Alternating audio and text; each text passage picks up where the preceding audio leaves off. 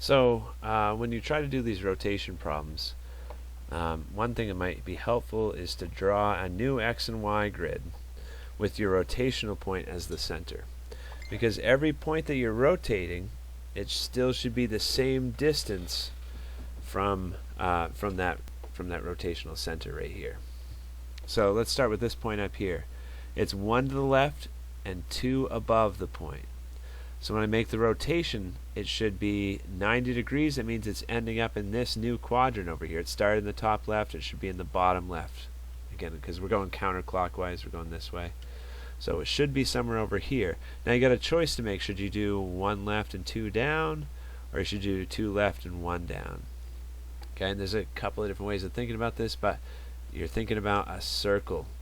Like if you rotate this in a circle, which one is more likely? So if I draw a circle around the origin, around that new origin there, this point is the point that we land on, right? Because I don't think we land on the other one. I think it does come kind of close. So we were 1 to the left and 2 above. So we got to switch the horizontal and vertical directions. Instead of going 1 to the left, I'm going to go 1 down. And instead of going 2 up, I'm going to go 2 to the left to get to this point. Whenever you make a 90-degree rotation, now the horizontal and vertical shifts should be opposite of one another. So this first point, it actually ended up as one of our other points for the rotation. So let's try this next one. This one I'm going to draw in red here. So if I'm making a 90-degree rotation, it should end up somewhere over here. To go for my rotation point, I'm 2 to the left and 1 down. So I'm going to switch that left direction. I'm going to say it's 2 down from the origin, and now I'm going to go 1 to the right. And so that's my new point. We've got this point here and this point here so far. To make this final rotation, it was originally 1 down, 3 to the right. So now from the origin, I'm going to switch those vertical and horizontal. Instead of going 1 down, I'm going to go 1 to the right. And instead of going 3 to the right over here, I'm going to go 3 up for my new rotation.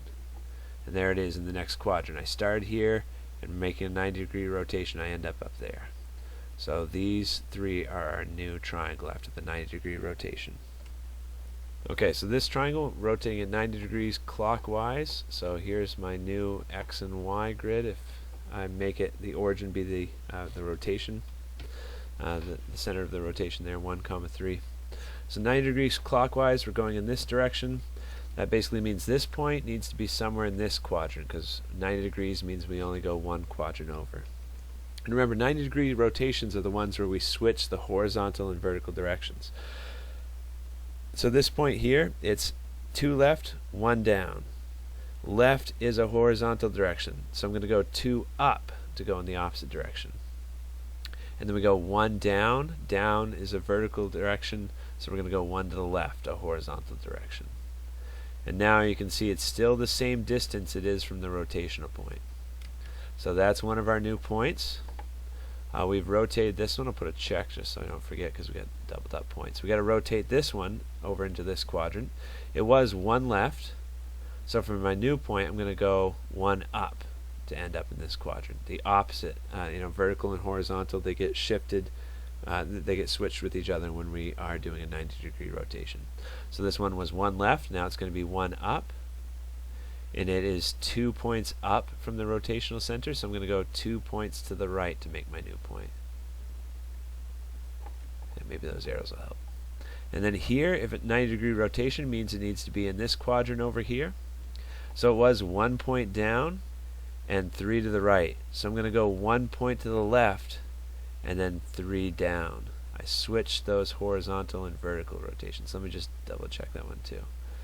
1 down means that's a vertical, down is vertical, so going to the left would be a horizontal. We got that switched.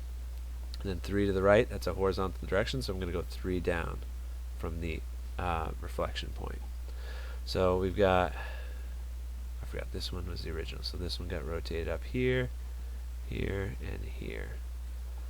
Let's see if we can draw that. So here, down to the origin, and then at 3, 4. 3, 4. There's our figure. Let's try another one.